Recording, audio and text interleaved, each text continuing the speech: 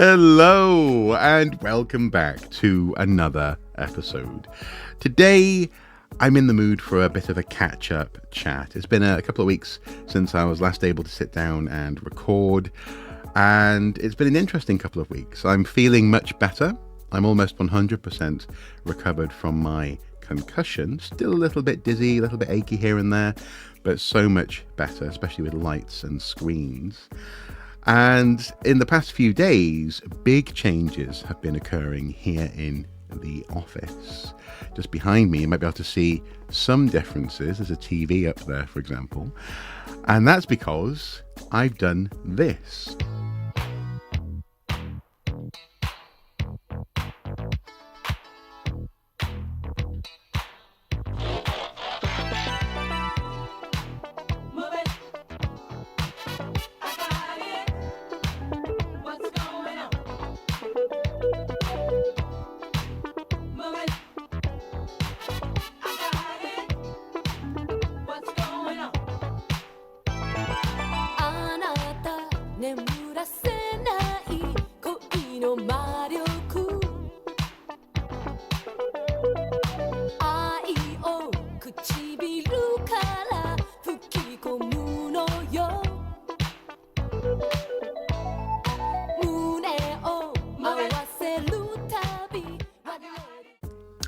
Yep, I've brought the entire retro gaming zone, I suppose you could say, into the office. It was in the room above me, set up right at the beginning of the COVID lockdowns, incidentally, but it was never being properly utilised. Either I didn't want to isolate myself up in the top of the house, basically in the far corner, away from where everyone else was during the day, or during the holidays, at Christmas, for example, that room becomes a guest bedroom. And so it's always felt a bit weird, the prospect of going into basically my in-laws' bedroom to play some Sonic the Hedgehog. So I figured towards the end of this recovery from having bashed my head, I would make a change here in the office. And it feels so much better already being in here. I think it's because it's functional. It's an accessible corner that has a reason for everything being, as Adam Savage calls it, first order retrievability. You don't have to move stuff out of the way to get at what you're doing in that corner. Whereas when I first moved into this space, one of the first things I did was I put a Billy bookcase in that corner. And the whole room sort of built up around that bookcase and came to obscure really the lower half of it. And although it was still technically accessible, I still technically knew what was on those shelves. It was always awkward to get at it. There was always a little pile of stuff in front of it, and it was adjacent to another unit that is still there, actually, the little cube unit down there that I did some carpentry on to turn it from a 9 cube to a 6 cube unit. But I'll cover that when I talk about this in more depth in the next episode.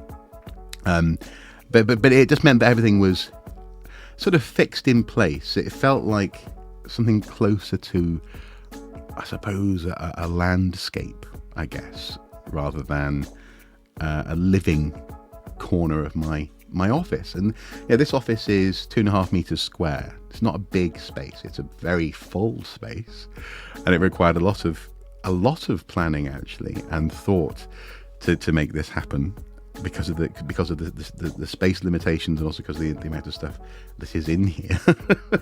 But it's been worth it, and I will properly reveal and explore it in the next episode, because there's a slight problem. I was so thrilled to be able to sit down and, for example, play episode 1 Racer. Turned on the N64, it boots up, it looks pretty good on the screen, the gameplay holds up, I'm having fun, and then I realised that the audio is atrocious.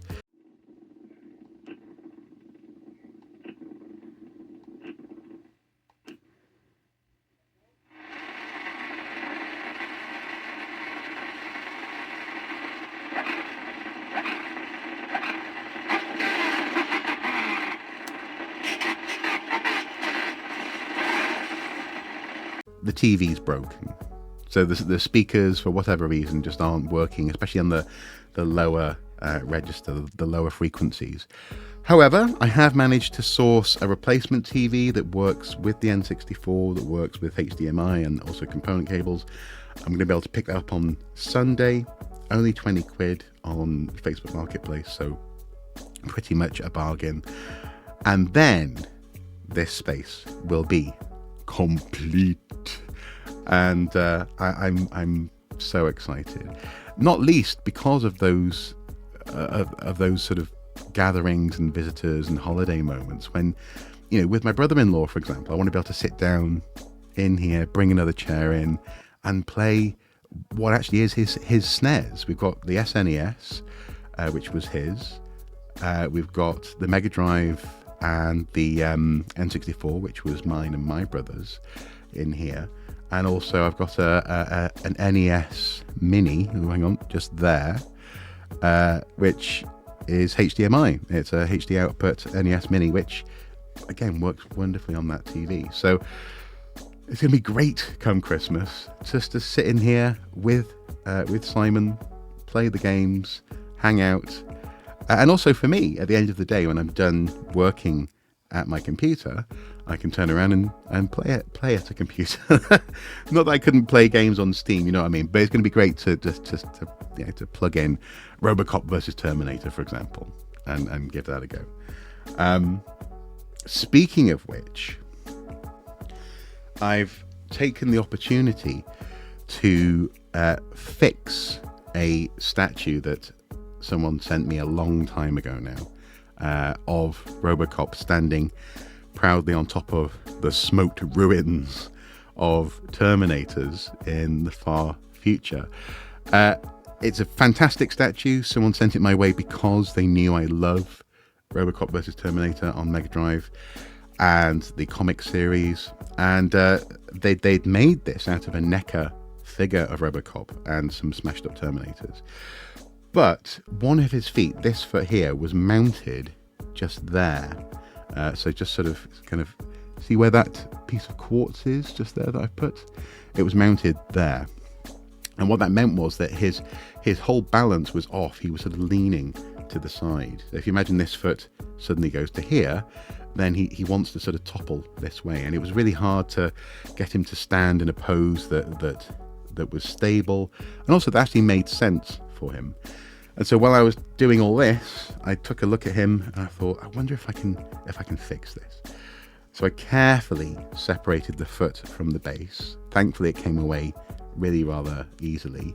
I put a little stone in, covering the patch where his foot had been, and placed it now in a place that makes much more sense for how he's standing. It's a firmly placed foot. He's got his other foot on top of a Terminator's skull, and he's reaching out with his pistol, ready to take on whatever is coming at him. So yeah, that's been another little benefit of this little sorting of the office space. Has been bringing this down from upstairs, where it was sort of out of sight and out of mind, next to the Mega Drive, where it makes sense to be. And now, because it's going to be in my office, I'm going to be looking at it all the time. I figured I would finally fix this guy so he didn't seem a little bit like he was sort of toppling and somehow strangely magneted to the floor with his feet. Still a wonderful statue, a fantastic piece of art. I'm still so grateful to the person who sent it to me. I seem to recall that they wanted to be anonymous when they did. And I'm just so happy with what is now the other half of my office, in so much as one half has been improved dramatically over the past year and a bit. It's like a workspace, library and filming set for my archaeology stuff. And then behind me, that had sort of fossilized, ossified into just what had built up around, as I say, that Billy bookcase. So to take a bit of a critical eye, to take a saw to a couple of the shelves, to rethink actually how I want to use the space has been crucial. And I can't wait for for the replacement TV so I can just spin the chair around and whack on the Mega Drive. It's going to be great. Or the Sega Genesis, depends on where you're from, I suppose. So I guess that's it really in terms of update. I will be streaming this week. I think tonight I'm going to be streaming The Room Part 4 over on Twitch. And next week I want to, assuming the TV is installed and works, I want to reveal the new office space, and then finally talk to you about my lightsaber, my second lightsaber build, because I've been wanting to do that for months now, in fact, and stuff kept on getting in the way. Anyway, thanks for watching. Until next time, do take care. Mwah. Bye bye.